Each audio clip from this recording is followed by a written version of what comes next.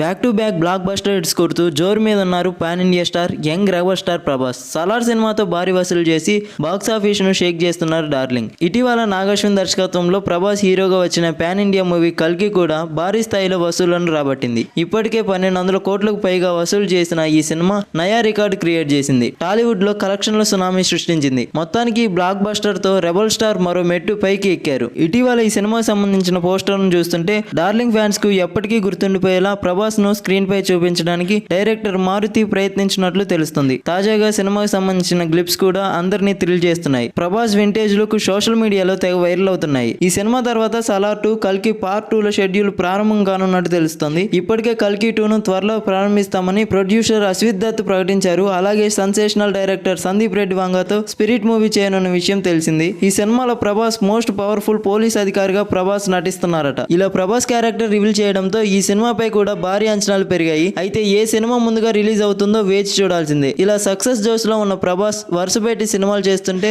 ఏడాదికి 2 సినిమాలు పక్కాగా రిలీజ్ చేస్తానని ఫ్యాన్స్ కి ఇచ్చిన మాటను నిలబెట్టుకోబోతున్నారని, ఇందుకోసం రెబల్ స్టార్ తెగ కష్టపడుతున్నారని ఫ్యాన్స్ తెగ ఖుషి అవుతున్నారు.